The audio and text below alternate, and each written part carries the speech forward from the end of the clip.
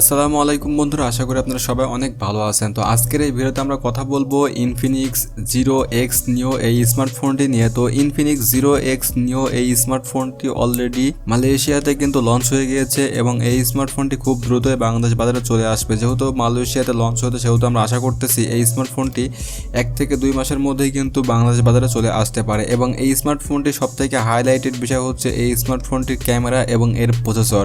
তো এই স্মার্টফোনটিতে খুবই হাই কোয়ালিটির প্রসেসর এবং হাই কোয়ালিটির ক্যামেরা ব্যবহার করা হয়েছে। তাছাড়া স্মার্টফোনটি কিন্তু একটি মিড বাজেটের স্মার্টফোন। তো ওভারঅল এই স্মার্টফোনটি খুবই বেস্ট একটা স্মার্টফোন হতে যাচ্ছে। তো চলুন আজকের এই ভিডিওতে আমরা এই স্মার্টফোনটির মধ্যে কী কী ফিচার থাকছে, কবে নাগাদ বাংলাদেশে আসতে পারে, ফোনটির প্রাইস কেমন হতে পারে, A to Z বিষয় নিয়ে আমরা এই ভিডিওর মধ্যে আলোচনা করব। তো তার আগে আপনার কাছে অনুরোধ থাকবে চ্যানেলটি সাবস্ক্রাইব করে পাশে থাকা বেল বাটনটি অল করে দিবেন। তো সর্বপ্রথম আমরা কথা বলবো এই স্মার্টফোনটির ডিজাইন নিয়ে। তো আমরা এর আগে ইনফিনিক্স জিরো এক্স প্রো ওই স্মার্টফোনটি নিয়ে রিভিউ করেছিলাম। সেই রিভিউর ভিডিওটা আমি আপনাদেরকে আই বাটনে দিয়ে দেবো, সেখান থেকে আপনারা ভিডিও দেখে নিতে পারেন। তো ওই স্মার্টফোনটির ডিজাইন আর ইনফিনিক্স জিরো এক্স নিও এই স্মার্টফোনটির ডিজাইন একদম সিমিলার রাখা হয়েছে। তো ফোনটির রাইট সাইডে আপনারা পেয়ে যাবেন ভলিউম আপ ডাউন বাটন এবং পাওয়ার বাটন। এখানে পাওয়ার বাটনের সঙ্গে আপনারা পেয়ে যাবেন ফিঙ্গারপ্রিন্ট সেন্সর। এছাড়া ফোনটির লেফট সাইডে আপনারা পেয়ে যাবেন সিম ট্রে, যেখানে আপনারা দুইটা সিমের সঙ্গে একটা মেমোরি কার্ড ইউজ করতে পারবেন। এবং ফোনটির নিচের দিকে আপনারা পেয়ে যাবেন একটি স্পিকার গ্রিল, মাইক্রোফোন এবং 3.5 মিলিমিটার হেডফোন জ্যাক। এছাড়া আপনারা পেয়ে যাবেন USB type C charging port. Overall ফোনটির ডিজাইনটা কিন্তু খুবই ভালো একটি ডিজাইন করেছে। তো এবার আমরা কথা বলবো এই ফোনটির ডিসপ্লে নিয়ে। তো এই ফোনটিতে 6.78 inch full HD plus IPS LCD display ব্যবহার করা হয়েছে। 6.78 ইঞ্চি এটি কিন্তু খুবই বড় একটা ডিসপ্লে, যেখান থেকে আপনারা যে কোনো মুভি এবং কন্টেন্ট ওয়াচ করে খুব মজা পাবেন। এছাড়া এই ডিসপ্লেতে 90 হার্টজের ডিসপ্লে রিফ্রেশ রেট ব্যবহার করা হয়েছে। এছাড়া ডিসপ্লেতে আপনারা রেজুলেশন পেয়ে যাবেন 1080x2460 পিক্সেল ডিসপ্লে রেজুলেশন। ফোনটিতে পিপিআই ডেন্সিটি ব্যবহার করা হয়েছে 396 পিপিআই ডেন্সিটি, যার মাধ্যমে আপনারা মুভি অথবা কন্টেন্ট ওয়াচ করে কোনো শার্পনেসের কোনো ঘাটতি পাবেন না। যদিও এখানে আইপিএস এলসিডি ডিসপ্লে ব্যবহার করা হয়েছে, তারপরেও এটি কিন্তু খুবই ভালো কোয়ালিটির একটা ডিসপ্লে, যার কারণে এখান থেকে আপনারা কোনো রকম কোনো কমপ্লেন পাবেন না।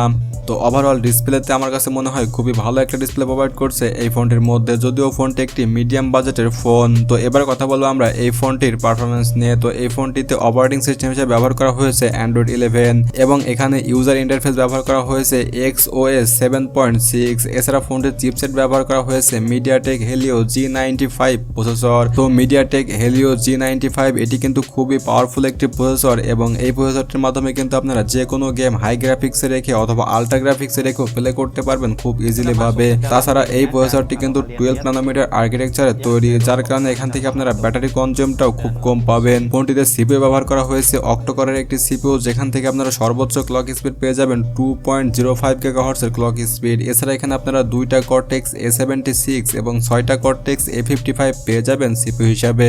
ফোনটিতে জিপিইউ ব্যবহার করা হয়েছে মালি G76 MC4 এবং এই জিপিইউ এর মাধ্যমে কিন্তু খুব ভালো গ্রাফিক্স আপনারা পেয়ে যাবেন এই ফোনটি থেকে যখন গেম খেলবেন তখন। এছাড়া ফোনটিতে র্যাম ব্যবহার করা হয়েছে 8GB এবং স্টোরেজ ব্যবহার করা হয়েছে 128GB। এবং এখানে স্টোরেজ টাইপ ব্যবহার করা হয়েছে UFS 2.2 এবং র্যাম টাইপ ব্যবহার করা হয়েছে LPDDR4X। ওভারঅল যদি এসওসি সেটআপ নিয়ে আমরা কথা বলি, সেক্ষেত্রে এখান থেকে আপনারা খুবই হাই পারফরমেন্সের একটা এসওসি সেটআপ পেয়ে যাচ্ছেন, যার মাধ্যমে আপনারা যে কোনো কাজ খুব ইজিলি হ্যান্ডেল করতে পারবেন। তো এবার কথা বলবো আমরা এই ফোনটির মেন আকর্ষণ এই ফোনটির ক্যামেরা নিয়ে। তো এই ফোনটিতে আপনারা ট্রিপল ক্যামেরা সেটআপ পেয়ে যাবেন, যেখানে এর মেন ক্যামেরা থাকবে 48 মেগাপিক্সেলের একটি মেন ক্যামেরা সেন্সর, যেটি নতুন কিছু না। তবে এখানে আপনারা 8 মেগাপিক্সেলের একটি পেরিস্কোপ টেলিফটো সেন্সর পেয়ে যাবেন, যার মাধ্যমে আপনারা 5x অপটিক্যাল জুম করতে পারবেন। এছাড়া এই 8 মেগাপিক্সেলের পেরিস্কোপ সেন্সরটি আপনারা ওআইএস কন্ট্রোল করতে পারবেন খুব ইজিলি ভাবে। তাছাড়া আপনারা 2 মেগাপিক্সেলের একটি ডেপথ সেন্সর পেয়ে যাবেন। ওভারঅল যদি আমরা ব্যাক ক্যামেরা নিয়ে কথা বলি, সেক্ষেত্রে ব্যাক ক্যামেরাতে আপনারা খুবই হাই পারফরমেন্স পেয়ে যাবেন এবং এই ফোনটি দিয়ে আপনারা ভিডিও রেকর্ডিং করার ক্ষেত্রে 4K 30 FPS এ ভিডিও রেকর্ডিং করতে পারবেন। তাছাড়া 1080p 30 FPS এও ভিডিও রেকর্ডিং করতে পারবেন।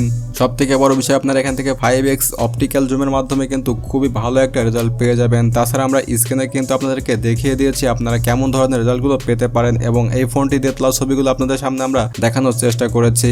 দেন এই ফোনটি সেলফি ক্যামেরা তো আপনারা পেয়ে যাবেন 16 মেগাপিক্সেলের একটি সেলফি ক্যামেরা, যেখান থেকে আপনারা খুব ভালো একটি রেজাল্ট পেয়ে যাবেন এবং সেলফি ক্যামেরাতে ভিডিও রেকর্ডিং করার ক্ষেত্রে আপনারা 1080p 30 FPS এ ভিডিও রেকর্ডিং করতে পারবেন। তো তো এবার কথা বলা যাক এই ফোনটির ব্যাটারি নিয়ে। তো এই ফোনটিতে 5000 মিলিঅ্যাম্পিয়ারের একটি ব্যাটারি ব্যবহার করা হয়েছে এবং এই ব্যাটারিকে চার্জ করার জন্য 18 ওয়াটের একটি ফাস্ট চার্জার ব্যবহার করা হয়েছে, যে চার্জারের মাধ্যমে আপনারা খুব ভালোভাবে 2 থেকে আড়াই ঘন্টার মধ্যে এই ফোনটি ফুল চার্জ করে নিতে পারবেন। তো ওভারঅল এই ফোনটির সমস্ত বিষয়গুলো দেখে আমার কাছে মনে হয় এটি খুবই ভালো একটা ফোন হতে যাচ্ছে মিড বাজেটের মধ্যে।